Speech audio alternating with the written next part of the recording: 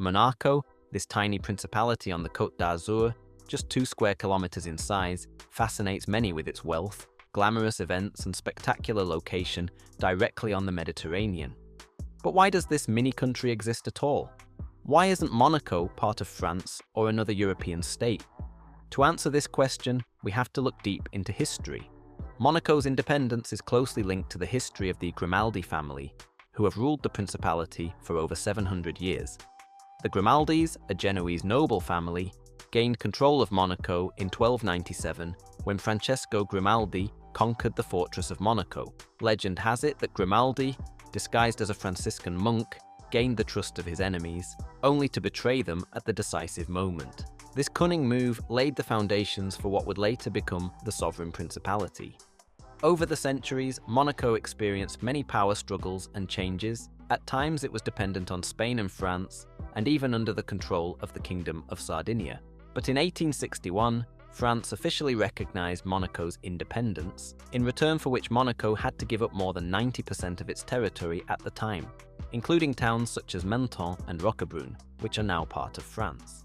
But why exactly did France grant Monaco this independence? The answer lies in diplomacy. Monaco was a small, strategically insignificant territory for France, and it was easier to leave the principality in place than to annex it directly. Moreover, due to its small size and its family ties to European aristocratic houses, Monaco was often seen as a buffer state, a kind of neutral zone in a constantly changing Europe.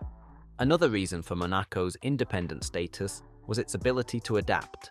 In the late 1800s, the principality was on the verge of bankruptcy.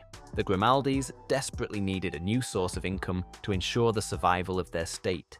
This is where the famous Monte Carlo casino came into play. Monaco developed into a mecca for the rich and aristocrats who loved gambling, and the casino soon became one of the country's main economic sectors. This economic boom strengthened Monaco's position and further secured its independence. But it is not only the casino that protects Monaco. In 1918, an agreement was signed with France, which once again guaranteed Monaco's independence, but with the clause that Monaco would become part of France if the Grimaldi dynasty fell. This agreement shows that although Monaco is independent, it is also heavily dependent on France. There is no army to defend the principality. This role is assumed by France, and the two countries also cooperate closely in many other areas, such as foreign policy and the military. Today, Monaco is known as a tax haven, a centre of attraction for the super-rich, and home to glamorous events such as the Grand Prix and the Monte Carlo Rally. Monaco's wealth is partly due to its attractive tax policy, and partly to the skillful use of its geographical and political position. The principality does not levy income tax, which attracts numerous wealthy individuals and investors from all over the world. Thanks to strict data protection laws and stable financial institutions, Monaco has developed into one of the safest places in the world for wealth. The property market is also booming. Prices per square meter in Monaco are among the highest in the world. The highest price per square meter for a property is over $89,000, well above cities such as Hong Kong, London, or New York. This makes the principality an exclusive retreat for the rich. Yet for all its glamour, Monaco's independence remains a fragile balance between political skill, economic appeal, and the historical alliances that have been forged over centuries.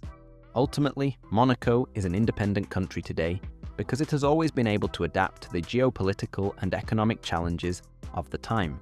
From its strategic location to its historic diplomacy and modern finance, the principality has always found a way to assert itself. But this independence cannot be taken for granted.